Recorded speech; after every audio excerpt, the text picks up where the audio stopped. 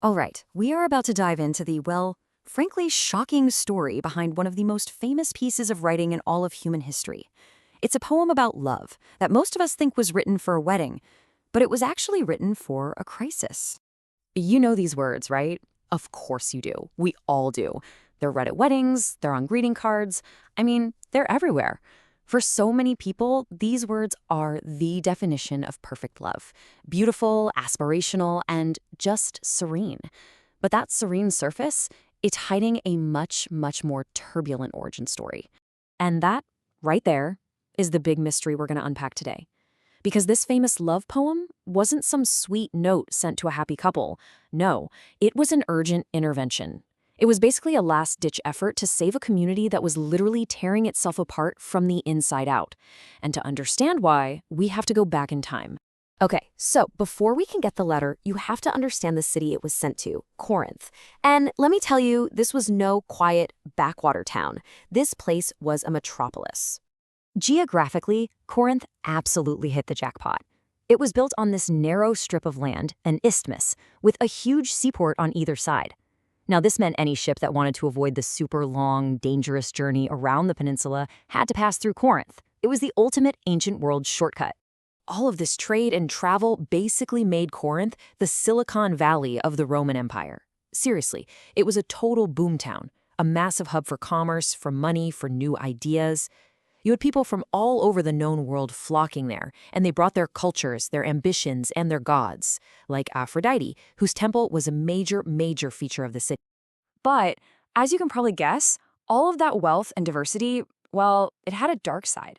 The anything-goes culture of Corinth was famous throughout the ancient world, and it really started to define not just the city, but the behavior of its people. In fact, the city's reputation was so widespread that the Greeks actually made up a slang verb for it, to Corinthianize. If someone said you were Corinthianizing, it was a huge insult. It meant you were living a life of drunken, immoral excess. And that was the cultural water this brand new church was swimming in. So, you know what happens next. That external culture of competition and excess, it didn't just stay outside the church doors. It seeped right inside, and it started causing some really serious fractures within the community. The church in Corinth was, to put it mildly, a mess. I mean, they were splitting into factions, kind of like celebrity fan clubs, arguing over who was better, Team Paul or Team Apollos. They were turning sacred rituals into a display of social status, and they were using their spiritual gifts not to help anybody else, but to show off. Let's look at one of the biggest issues, the Lord's Supper. What was supposed to be this community meal symbolizing unity had become a source of public shame. So the wealthy members who didn't have to work all day, they'd show up early and just feast and drink.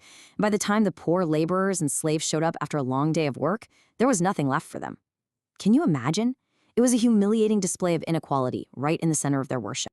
And oh, it got worse. You had people with these incredible spiritual gifts, like speaking in tongues or prophecy, and instead of using them to serve the community, they were getting into this kind of spiritual one-upmanship, boasting about their abilities just to prove they were more important than others. It was all about personal glory. So, faced with this escalating crisis of division and pride and selfishness, the Apostle Paul knew he had to do something. So he wrote a letter, what we now call 1 Corinthians. And it wasn't a gentle suggestion. It was an urgent, you need to fix this now course correction. He basically diagnosed the root cause of all their problems, from the celebrity worship to the chaotic meetings to the humiliating meals. And it all boiled down to one single disease, a toxic mix of pride, division, and selfishness. And for this really complex, multifaceted disease, he prescribed a single, powerful antidote. It wasn't more rules, it wasn't a new leadership structure. It was love, real love, the kind of love that acts in the exact opposite way they were all behaving. And this, right here, is where that famous poem comes in. When Paul says that speaking in tongues without love is just a clanging cymbal, he's talking directly to those people showing off in the Corinthian church. He's essentially telling them, hey, your amazing spiritual gift, without love, it's just obnoxious noise. It's totally meaningless. Every single line of that famous poem is a direct rebuke to their specific failures. So, Why does this 2,000-year-old story about a dysfunctional community matter to us right here, right now? Well, because the pressures and the problems they were dealing with, they're surprisingly modern. I mean, the parallels are pretty striking. Their factions, the whole Team Paul versus Team Apollos thing, it looks a lot like our modern political and social polarization. Their struggle against a culture of excess, sound familiar? And their use of special gifts for self-promotion. That is basically the entire business model of social media today. What this means is that 1 Corinthians, and especially its famous love chapter, it's not some abstract poem for a picture-perfect moment.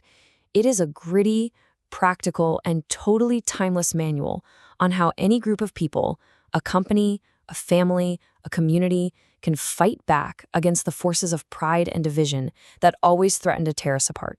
So ultimately, the story of Corinth really just acts as a mirror. When we look at their struggles, their desire for status, their deep divisions, their tendency to prize talent over character, what parts of our own world, and maybe even our own lives, do we see reflected back?